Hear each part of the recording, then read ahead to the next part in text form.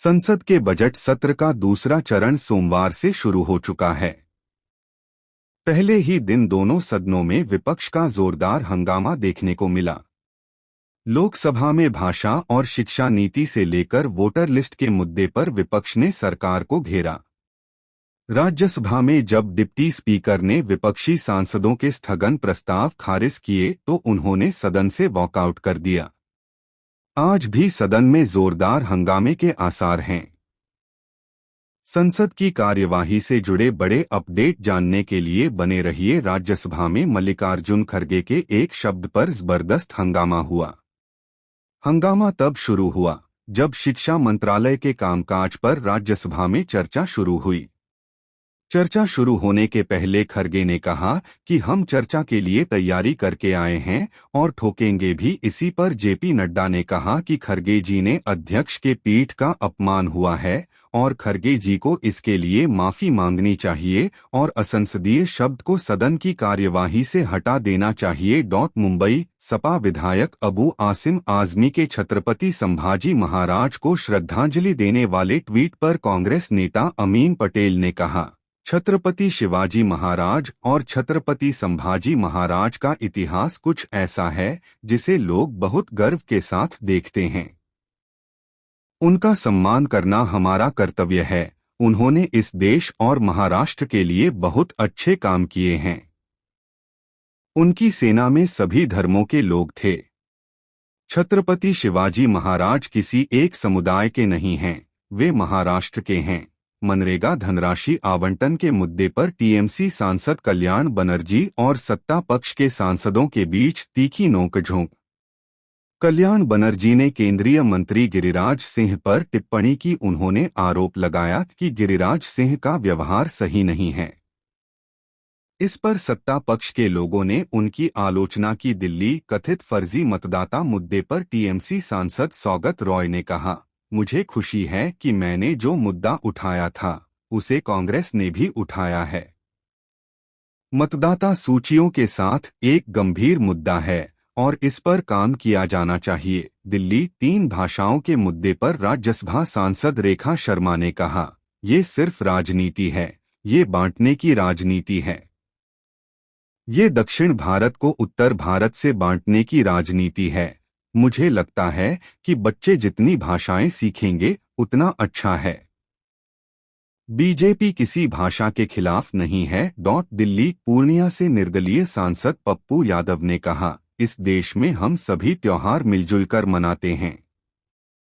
हमें उन लोगों पर प्रतिक्रिया नहीं देनी चाहिए जो हमेशा हिंदू मुस्लिम करते हैं।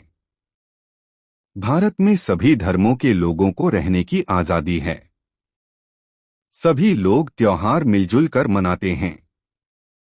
यह सरकार की जिम्मेदारी है कि वह सुनिश्चित करे कि सभी धर्मों के लोगों की सुरक्षा हो सके। दिल्ली टीएमसी सांसद कल्याण बनर्जी ने कहा, केंद्रीय मंत्री धर्मेंद्र प्रधान ने जिस भाषा का इस्तेमाल किया है वह अप्रत्याशित है।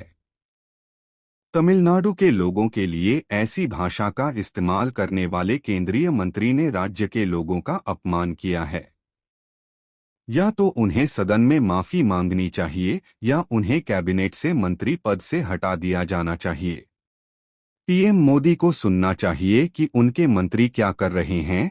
टीएमसी डीएमके और तमिलनाडु के लोगों के समर्थन में खड़ी है। डीएमके सांसद कनिमोझी ने कहा, केंद्र सरकार तमिलनाडु को दिए जाने वाले पैसे को रोक रही है।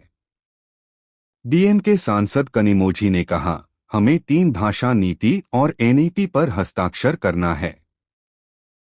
वे तमिलनाडु के बच्चों का भविष्य बर्बाद कर रहे हैं।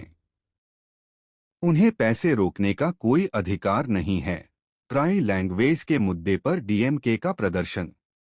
दिल्ली डीएमके सांसद कनिमोझी और अन्य डीएमके सांसदों ने 3 भाषाओं के मुद्दे पर संसद में केंद्रीय शिक्षा मंत्री धर्मेंद्र प्रधान की टिप्पणी को लेकर उनके खिलाफ संसद में विरोध प्रदर्शन किया। आशा कार्यकर्ताओं के लिए केरल के सांसदों का प्रदर्शन। दिल्ली केरल के सांसदों ने आशा कार्यकर्ताओं के समर्थन में संसद में विरोध प्रदर्शन किया। केरल के सांसदों ने आशा कार्यकर्ताओं के मानदेय को बढ़ाकर 21,000 रुपये करने और रिटायरमेंट लाभ के रूप में उन्हें 5 लाख रुपए देने की मांग की। 11/2025 10:25 IST। आप सांसद मलविंदर सिंह कंग ने लोकसभा में स्थगन नोटिस दिया।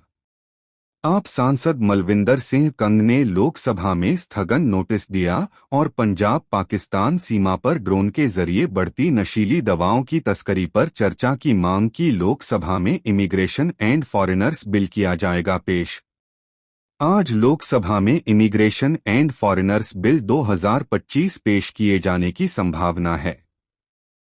इस विधेयक का उद्देश्य भारत के इमिग्रेशन कानूनों को आधुनिक बनाना और उन्हें मजबूत बनाना है। लोकसभा में भाषा और शिक्षा नीति के मुद्दे पर भी हंगामा।